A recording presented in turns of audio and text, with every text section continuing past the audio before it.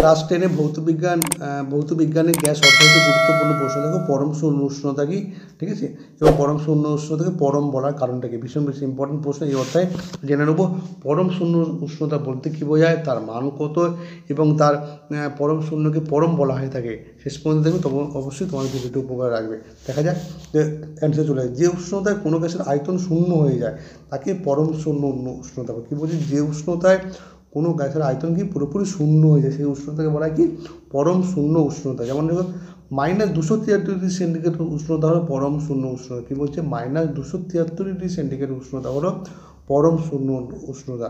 কারণ এই উষ্ণতা যে কোনো গ্যাসের আয়তন কি শূন্য হয়ে যায়। কারণ এই উষ্ণতায় যে কোনো গ্যাস চার্লসের সূত্র অনুযায়ী তোমরা যদি করে থাকো দেখবে যে এই উষ্ণতায় যে কোনো গ্যাসের আয়তন শূন্য হয়ে যায়, ঠিক আছে। আর কি পরীক্ষামূলকভাবে উষ্ণতার পরম শূন্য মানে পৌঁছানোর চেষ্টা করা হয়েছে, তো কিন্তু বাস্তবে কখনোটা সম্ভব হয়নি। পরীক্ষামূলকভাবে কিন্তু পরম শূন্য উষ্ণতা মানে পৌঁছানোর চেষ্টা করা হয়েছে, কিন্তু কোনোভাবে সম্ভব হয় না। চার্লসের সূত্র অনুযায়ী তোমরা জানো ভিটি সমান কী হয়, V0 কী হয়, V0 1 প্লাস কি T/273, T/273 যদি করা হয়, ঠিক আছে।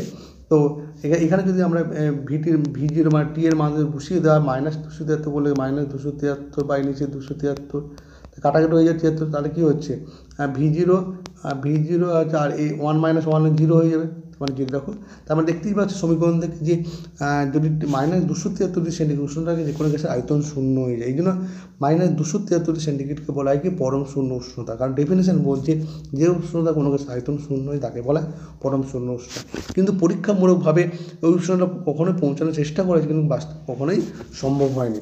ওকে, এবার দেখো পরম শূন্যকে পরম বলা হয় কারণ কি, পরম শূন্য পরম বলার কারণ কেন কেন কেন কেন বলা হয় তাই পরম শূন্যকে পরম না, উষ্ণতা পরম শূন্যর পরম শূন্যের মান গ্যাসের প্রকৃতি, পরিমাণ, চাপ বা আয়তনের উপর নির্ভর করে না। কী বলছি, উষ্ণতা পরম শূন্যের মান গ্যাসের প্রকৃতি, পরিমাণ ও চাপ বা আয়তনের উপর নির্ভর করে না। এর থেকে কম উষ্ণতা কখনোই পাওয়া সম্ভব নয়। কী বলছি, এর থেকে কম উষ্ণতা কখনোই পাওয়া সম্ভব নয়। তাই পরম শূন্যকে সবসময় কি পরম বলা হয়ে থাকে। বোঝা গেল, উষ্ণতা পরম শূন্যের মান গ্যাসের প্রকৃতি, পরিমাণ, চাপ বা আয়তনের উপর নির্ভর করে না, এবং এর থেকে কম উষ্ণতা পাওয়া কখনোই সম্ভব নয়।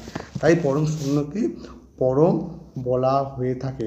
ওকে, কারণ এর থেকে কিন্তু কম উষ্ণতা পাওয়া সম্ভব না, আবার এর মান কি গ্যাসের প্রকৃতি, পরিমাণ, চাপ বা আয়তন এর কোনো কিছুর উপর নির্ভর করে না।